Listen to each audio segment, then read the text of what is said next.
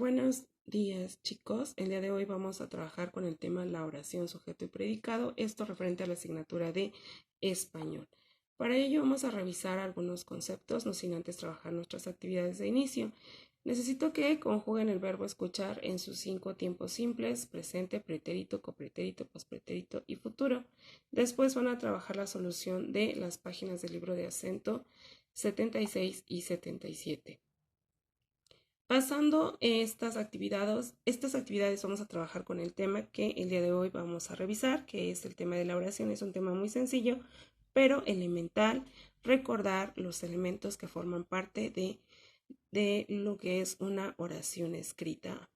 La oración es un mensaje con sentido completo que consta de dos partes elementales, el sujeto y el predicado.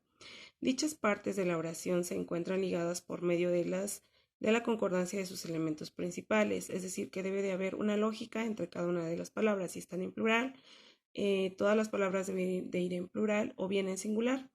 El sujeto es quien ejerce la acción y se menciona en el predicado, es decir, de quien se habla en la oración. El elemento principal del sujeto es el sustantivo. Por ejemplo, los hermosos pájaros vuelan en el campo. ¿Quién es el sujeto? Los hermosos pájaros. ¿Quién es el sustantivo aquí? Pájaros. Lo demás es complemento del sujeto. El predicado y sus clases. ¿Qué es el predicado? Recordemos que el predicado es todo aquello que se dice del sujeto en la oración, y todas las palabras de una oración que no forman parte del sujeto pertenecen al predicado. Por ejemplo, un águila torturaba al noble conejo. Un águila es el sujeto y torturaba al noble conejo es el predicado.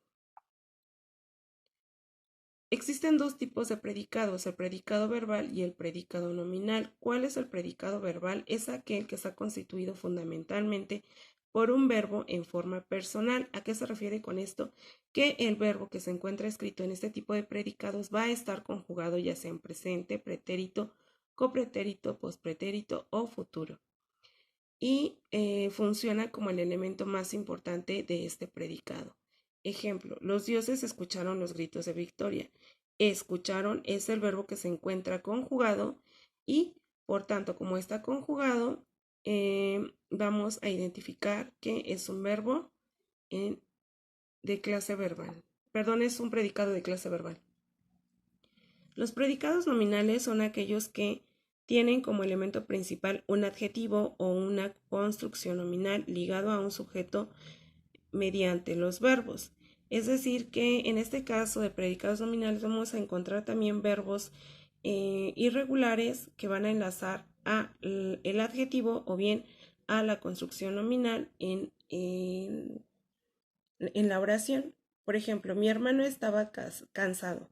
Mi hermano es el sujeto, estaba viene del verbo estar y cansado es el adjetivo. Cuando tenemos este tipo de construcción gramatical, debemos identificar que este tipo de predicado es un predicado nominal. Como actividades van a copiar esta lista de oraciones y van a subrayar únicamente el predicado. Recuerden que el predicado puede estar al inicio de la oración, en medio o bien al final, o puede haber un juego de palabras de tal manera que debemos de identificar cuál es el predicado. Después van a escribir con las oraciones que acabamos de visualizar una historia en su cuaderno que enlace todas y cada una de ellas, y pueden añadir otras oraciones para que el texto tenga lógica y concordancia.